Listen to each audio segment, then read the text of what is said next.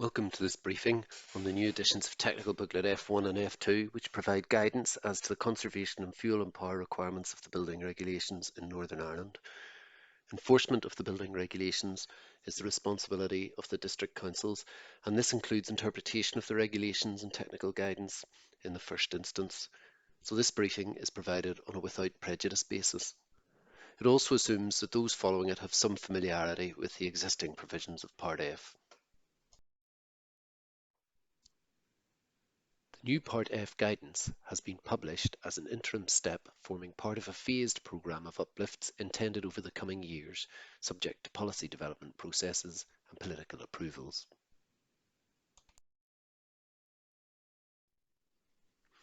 The new booklets come into effect for new applications from 30th of June 2022 onwards. They are intended to quickly introduce pragmatic uplifts to the standards for new buildings to prepare industry and consider more complex developments underway in England and elsewhere. There are no new regulatory amendments. The new guidance outlines the expectation of improved standards needed to meet the current regulations. These proposals don't rely on the provision of new software that might normally accompany an uplift. Instead, some new manual checks are required. There are 4 new manual checks. Check 1 is an improvement in the emissions performance from the previous assessment. Check 2 provides new, more restricted limits on building fabric performance. Check 3 is a very straightforward change to the guidance on air-tightness, removing some of the options to avoid air-tightness testing. Check 4 relates to issues where renewable generating technologies such as photovoltaic panels are used.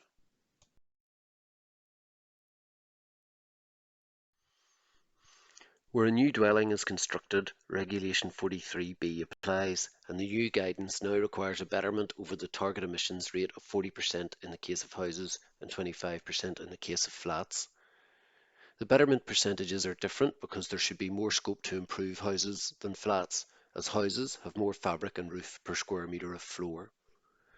As the current software has not yet taken decarbonisation of the electrical grid fully into account, it is likely that the actual carbon benefits may in practice be some way less than these betterment margins where savings involve electricity.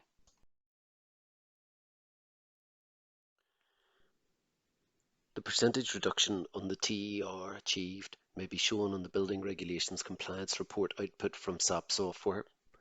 If not, designers should provide a calculation using the TER and DER outputs to demonstrate that the required betterment has been achieved. Check 2 relates to the building fabric and insulation. Table 2.2 in the new guidance limits the U values that the building envelope must achieve.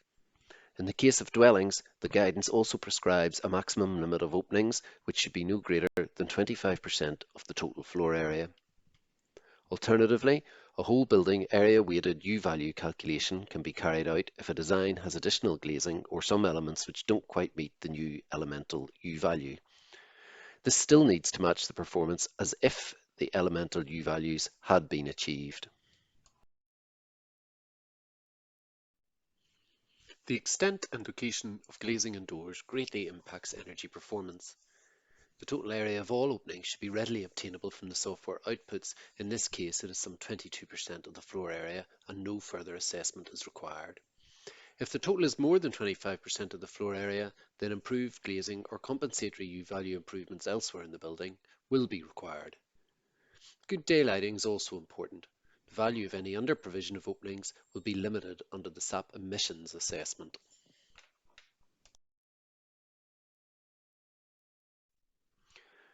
U-values are provided and can be easily checked on the SAP compliance report.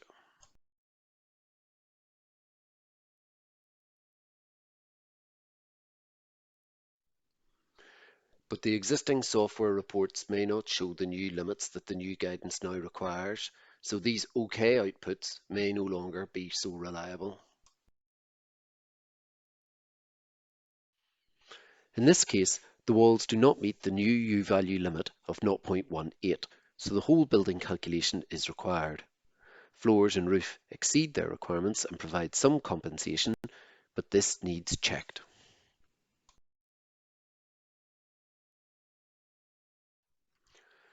A simple spreadsheet can compare the limiting values and glazing areas with the actual values to give a whole building average U value of the fabric for both sets of performances. In this case, the trade-off approach provides a lower U value than the limiting approach would have permitted, so the proposal passes the new requirements.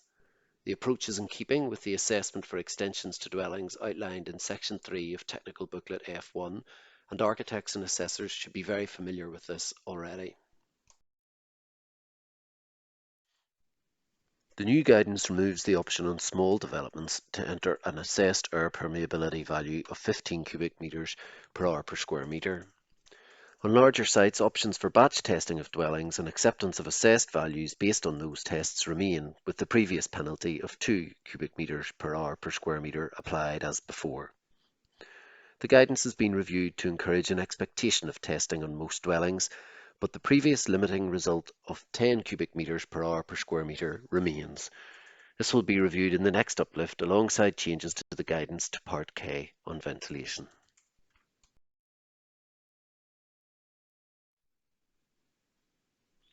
The air-tightness performance is normally presented to building control on the SAP compliance worksheets.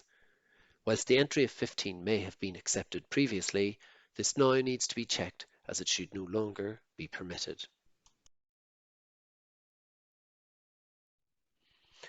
The emissions improvements are calibrated to encourage inclusion of renewables in new buildings. These could be heat pumps or other technologies, but where renewable generating technologies are adopted, such as photovoltaic arrays, it will now be necessary to report on whether or not an export-capable connection to the grid has been provided. Obviously, if no renewable generating technology is used, there is no need to report on the type of connection, and Check 4 doesn't apply. The current version of SAP presumes that export will be viable and that all the potential energy that an array might generate will be able to contribute to the building or to offset emissions elsewhere via export to the grid. If the developer has not been able to secure the export-capable connection, then a performance gap arises. Future versions of SAP and future EPCs are expected to pick up on this, but for now, this performance gap will be permitted so far as the building regulations assessment is concerned. If a non-export solution is adopted, the guidance asks for consideration of potential mitigations to minimise the performance gap. This could include ensuring the size of the PV array is small so that most of the power generated can be used directly, as well as looking at storage solutions like batteries or diverters to use the excess generation for hot water. Other issues may influence considerations too. For example, it may be that there is some prospect that future export connections will become more viable, or the particular building may suggest that the energy will be used. For example, if the building is likely to be occupied throughout the day or require higher energy levels to continuously run equipment. In non-export cases, the nature of the connection and its impacts should be communicated to the building owner.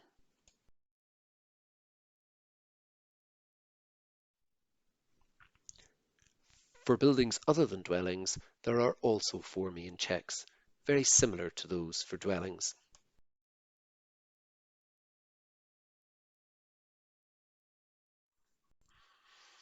The emissions rate is generally expected to be bettered by at least 15%, although there is some potential easement of this where the building is heated with a heat pump.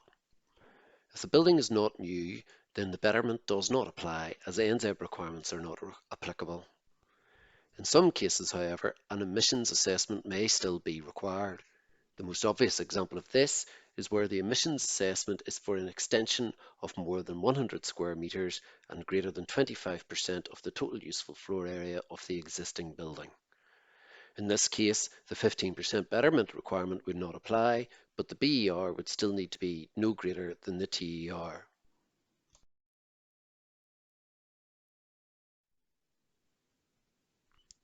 Again, the emissions values should be readily obtained from the Bruegel output report, and it is the designer's responsibility to show the simple calculation of the betterment achieved.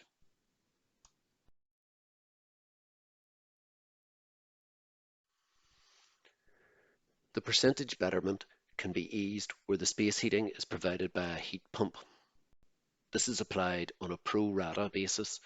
For example, if 50% of the annual space heating demand is delivered by a heat pump, the BER should better the TER by 7.5%. If all the space heating is provided by a heat pump, then no betterment is required. This has been done because heat pumps are already regarded as providing a significant renewables benefit. It is also related to the proposals coming through in England and a desire not to overshoot this later step.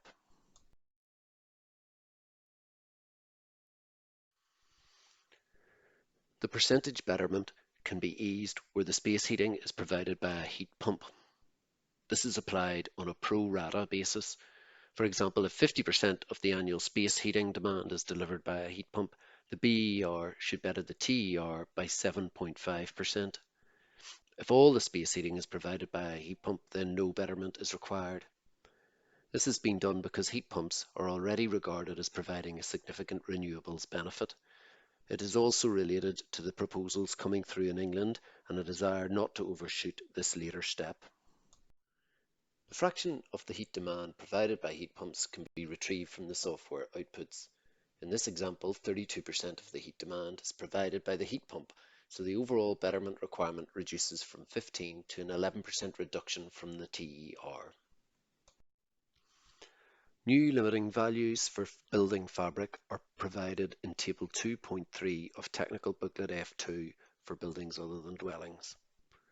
Again, a whole building trade-off approach can be applied. For buildings other than dwellings, there's no limit on the extent of glazing under this assessment due to the variety of building types. Again, the emissions values should be readily obtained from the Bruegel output report.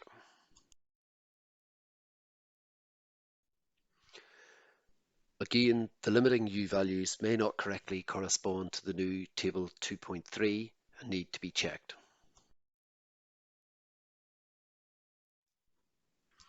The area-weighted spreadsheet in these cases may be simpler to verify as there is no glazing restriction to take account of. The extent of glazing in the assessment is the same as the actual building proposal. In terms of Check 3, as with dwelling assessments, options for a default value of 15 cubic metres per hour per square metre to be entered for smaller buildings have been removed.